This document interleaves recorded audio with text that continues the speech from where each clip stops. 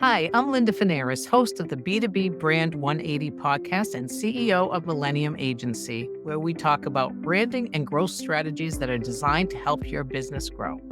But before I start, I just want to thank you for listening in today. And if you like what you heard, please hit like, share, or subscribe. I'm super excited to bring in Alessandro Bogliari, and he is a digital entrepreneur and growth marketer. He's serving as the co-founder and CEO of the Influencer Marketing Factory. It's a global agency and they specialize in influencer marketing. So we'll be talking about that today.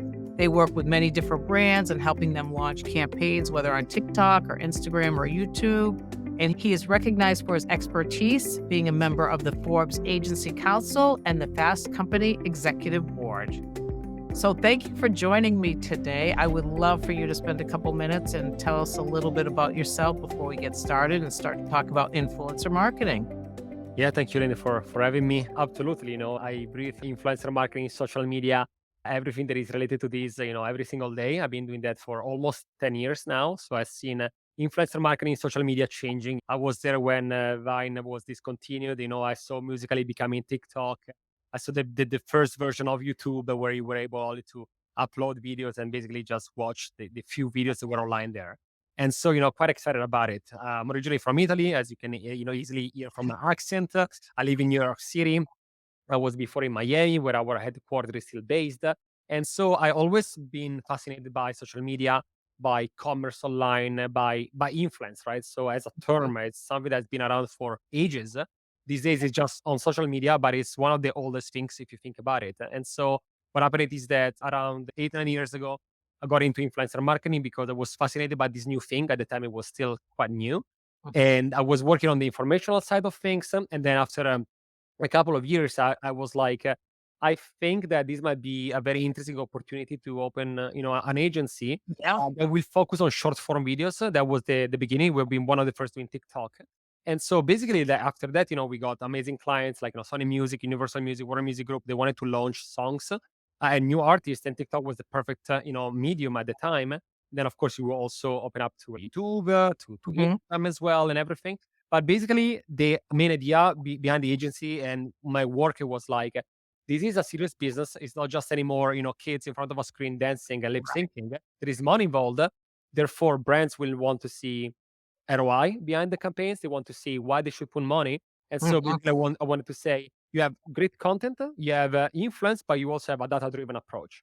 And so basically, that's why I co-founded the Influencer Marketing Factory. What's interesting, just for our audience today, because our audience is comprised with a lot of B2B companies. So how would you explain in simple terms what is influencer marketing for those who may not even know what it is, number one? And number two, why is it so important for brands today to embrace that? Influencer marketing is more than just influence, right? So basically, when you imagine that, what I say all the time is this: one of the last time that you went to a restaurant or you watched a movie, most Mhm. probably you got it for a friend, from family, someone that you trust. And basically, what is happening with influencer marketing, it is that instead of just listening to celebrities endorsement that were very very strong in the 90s and the 2000s, right? These days, a lot of new generations, but not only them, they believe more in someone that is relatable, right? So similar to a friend of yours that would tell you like, "Hey, where did you like? I bought this pair of shoes. Do you like them?" Like, "Oh yeah, sure. Tell me more about them. Where did you buy them?" "Oh, at that store on that, whatever, whatever." And instead of having a friend that meeting in person, you have like these sort of friends that you look like, after that you look for, that are influencers, content creators that have a certain, opinion. Usually they have like a knowledge about something. And so basically, when you do influencer marketing, you are getting the influence, right, of these people. So they usually have like a organic reach to an audience that follow what they say and they buy things that they, promote. You get content. So very good content that is not made by, necessarily polished, perfect type of content, but it's maybe something a bit more raw sometimes. And these days, that type of content works because it's more relatable, more authentic.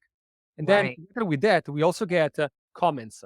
And what I said is that, the comment section of an Mhm. influencer, I call it like real time feedback focus group, basically. You can get every information about what people think about your product, about your service. And that is like a very transparent type of conversation happening because they have nothing to lose in commenting positively or Right. negatively, right? So basically, you have all these, and then you also get the trust, right? The trust factor. Because if no one knows about your company, But someone as a middle person, so the influencer is talking in a positive way about it, you're using that trust as a bridge between you and the final customers. So again, once you get that, you get everything included in the price of an influencer marketing campaign. And to answer your second question about why it's crucial, Right. because everyone is on social media these days. A lot of influencers have a lot of power when it comes to influence the others. And if you do not adapt these days and you continually being blind to what is progress and new things happening, the moment that you do not adapt right in marketing, you die in any market. Right. So you have Right. to understand that it's not maybe for everyone necessarily, but Mhm. I would all the time suggest go out there, experiment with things before saying it's not my cup of tea.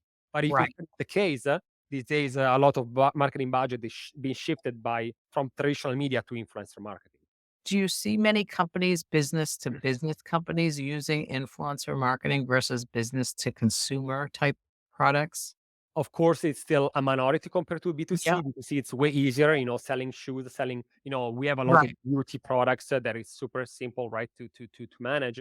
B2B, we've done campaigns in the past. We still do, I'm talking about, pharmaceutical devices. I'm talking Mhm. about SaaS softwares and so on. And, Right. it's a bit more difficult because, for instance, LinkedIn, it's amazing, but it's still missing, demographics data. It's missing a sort Right. of place where to find influencers, right? And content creators there. So it's still missing, I would say, the tech component and the sort of very good database about B2B influencers. I mean, there are things out there, but it's not, of course, as important as B2C. But with that said, finally, I would say there is a myth that B2B doesn't work well with influencer marketing because actually, if you find someone that has a very strong community, and usually in the B2B community, right? Yeah. People that have an audience, it's usually even a stronger community because if you're into B2B, and you have only, let's say, 100 people following you, but those 100 people maybe are decision makers in their company, and therefore one person in B2B might bring you the same revenues of 1,000 people buying a $5 product, right? Right. So Right. definitely different approach, but absolutely an increase in the past year of B2B businesses looking for influencer marketing. And you see a lot of success with that? Yeah, because these days there are so many there are still display ads. There are still way to try to acquire new customers. But again, these days people don't want to buy into companies. They want to buy Right. even more into people, other people, and in the company values. So of course the pricing of something is important, but you also want the trust. You want to. There are so many software these days, right? Why should I go with that one? Yeah, is it a pricing thing? But maybe not only. What if Right. the influencer that is telling me this, telling me that this, customer support of this business is fantastic. That is a big, leverage for me to understanding, okay, should I go with that one because they have this amazing, customer support that maybe I didn't know when Right. display ads. But if someone in a YouTube video is telling me, hey, by the way, I love this, business because of that reason, if I trust you, right, as an influencer in that, Mhm. I might be more inclined to go and check out the website or even becoming a customer. That is the main Right. difference, is the trust.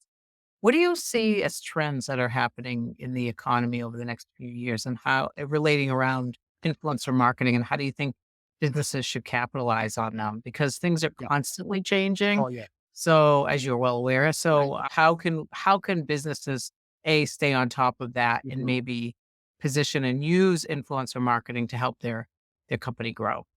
Yeah, absolutely. So first of all, I know that it's common sense, but I say all the time, brands should stay on social media like every day, just to understand what is happening. You don't have necessarily to jump on every new trend. You don't want. That's what I say all the time. Not because a trend is happening on TikTok, not because a video is going well on YouTube, you should necessarily replicate that, right? Like you should understand when to jump on something and when not. But no matter what, be on social media every day to understand what is happening. Because the best way just to be there instead of having someone telling you what is happening because you have still that bridge and sometimes lost in translation, yada yada. So always better if you spend as a business time on it.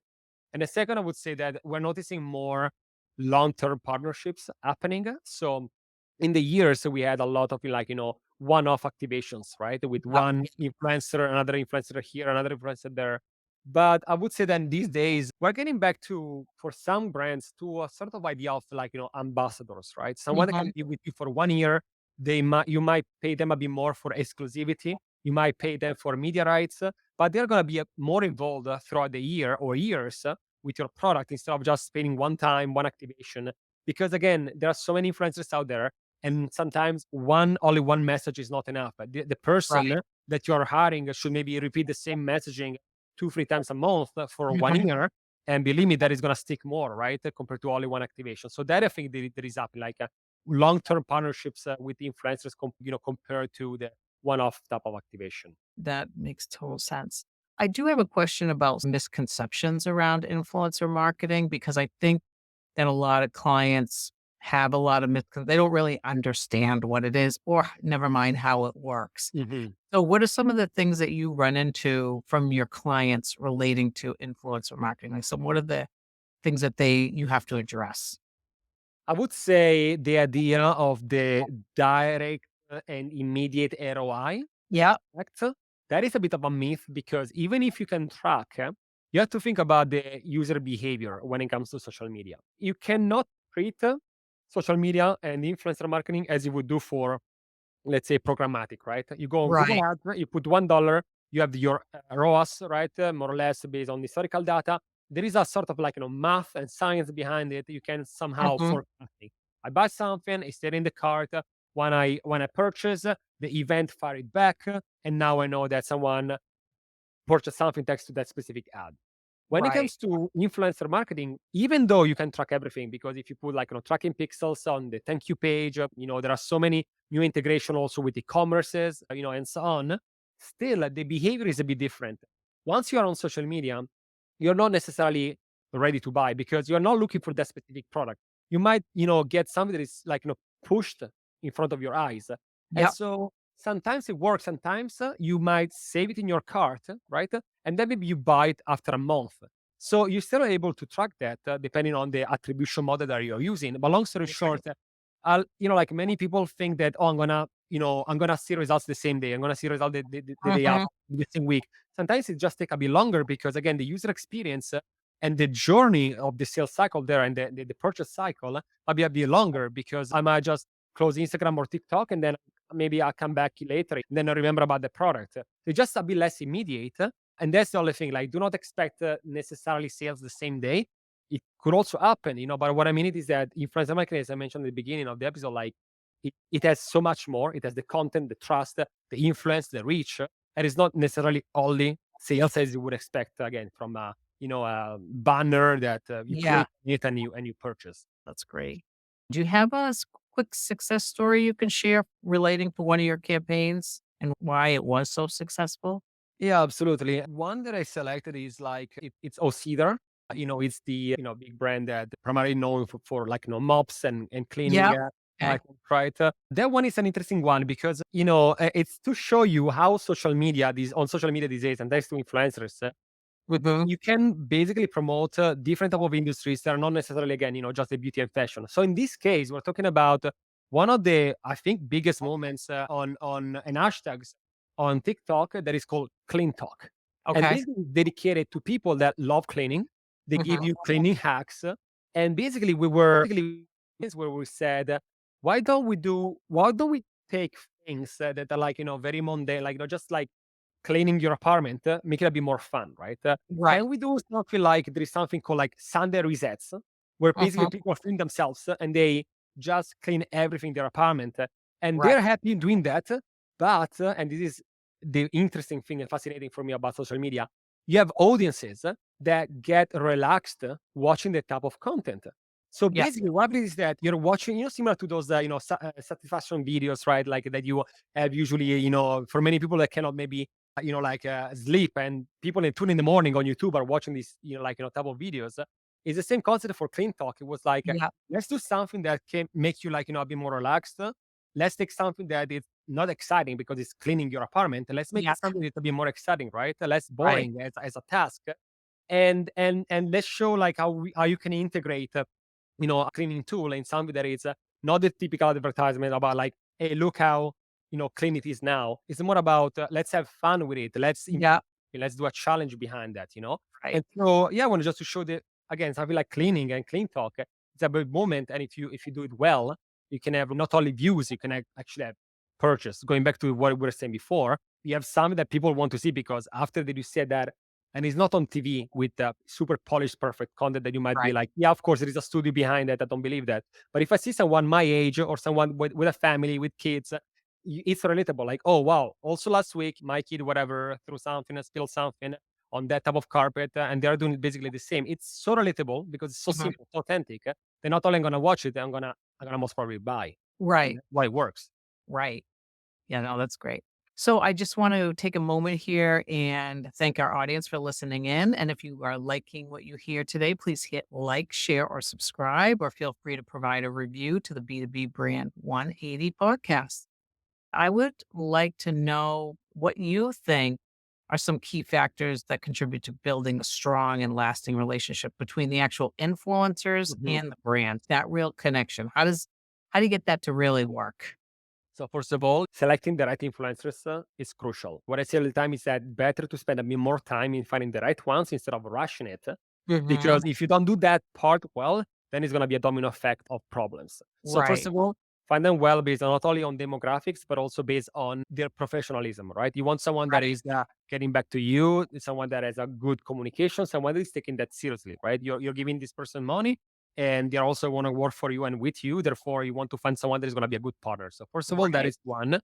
A very clear, I would say, SOV, so like, like scope of work, right? Something that is going to be very clear what to expect instead of like deliverables, right? So basically, deliverables means how many Instagram stories, how many will you add a link in your bio? If so, for how many hours or days? So Right. just to be sure on the same page about what to expect in exchange for monetary compensation. Okay. And then I would say also, alignment on values. You want to work with like the influencer want to work with a brand that they care and they trust. Mhm. The same Mhm. should be also on that. And the last one, I would say also creative freedom. That is very important. You don't want to go to an influencer or to a content creator and tell them like, hey, this is the script, just repeat it word by word. That is not gonna fly because if you're buying into the audience of an influencer, they are there for their tone of voice. They're there for Mhm. their style, right? Their personality. If you try to silence that and you try to make that person just basically a person repeating as a parrot what you want, it's not Yeah. gonna work. People are gonna notice, and that post is gonna flop. So Right. having a good communication between their style, your guidelines, try to find a middle ground. But primarily, I would say trust the influencer because they are the one that know their audience. They know what works and what doesn't on social media. Okay. No, that's fantastic. You scaled your agency, and I'm wondering what kind of strategies have you implemented to help grow the influencer marketing factory globally? We've been remote since day one, and Yeah. we started the company at the end of 2018, totally bootstrapped company. And basically, at the time, we were like, how can we start global from day one with a mindset and approach to the world of influencer marketing, not only being in the US for Right. multiple reasons. One, because of not just for the business opportunities, but to be honest, also to understand what is outside the US, learn from other cultures. Make an example, like the thing that I've been looking at what is happening in China, Indonesia, and other countries for years now. And they're so like, they are so advanced in many technologies and how people use social media thinking about social commerce in China that you have to learn that. So from day Right. one, like remote from day one, being remote also helps you to find the right talent Yep. from where they are. It helps for barrier language because not every in every place you speak English, you need a person with the same language, the same True. understanding your same culture. So that was like very important for us, I would say. And so understanding each culture, each location, trusting and caring about people.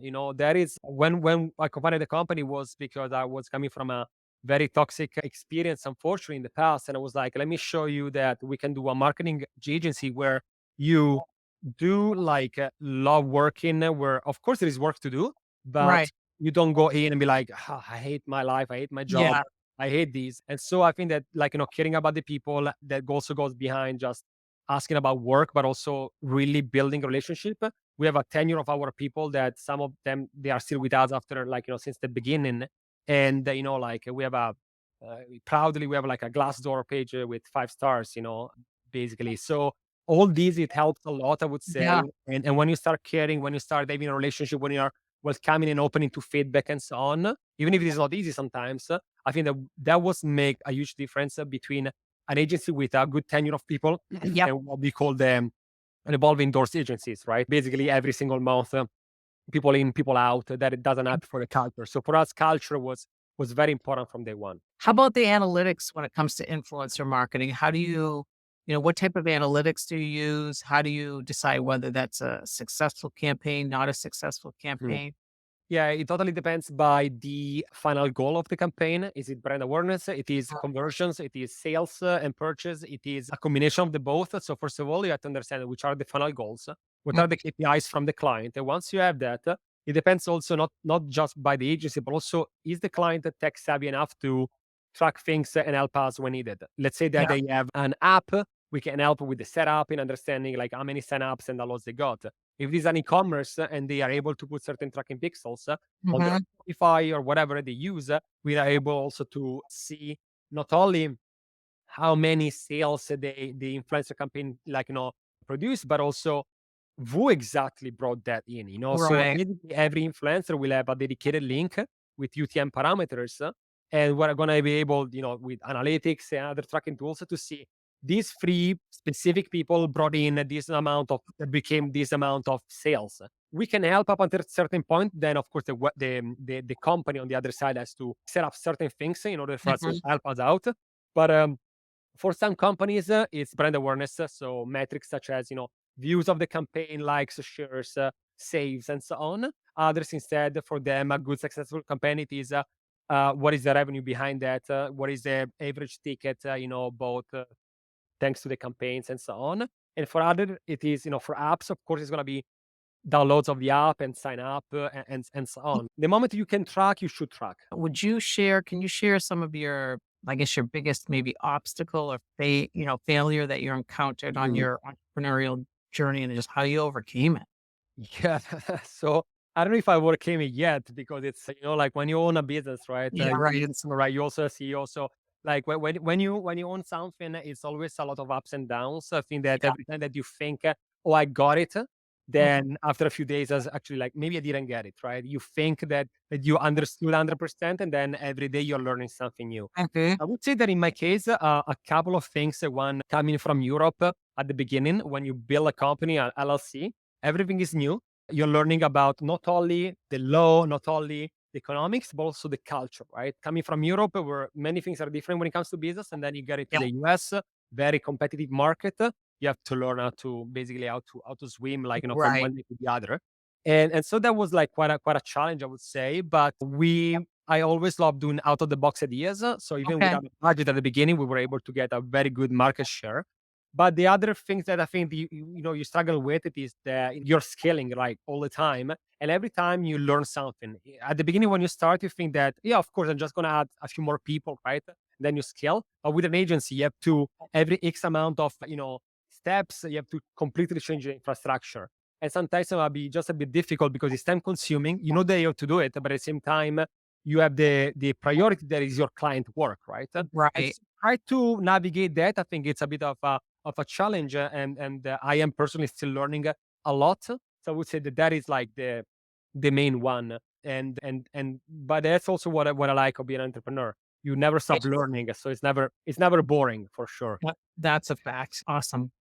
So I just want to take a moment and thank our audience for tuning in to the B2B Brand 180 podcast. We hope that you found the insights and strategies shared today to be valuable. And thank you so much. This was great. It was great to hear about the influencer marketing strategies that you have found that have worked. I would love for you to share how the audience can get in touch with you and where they should connect with you. And I'll let you take it from here.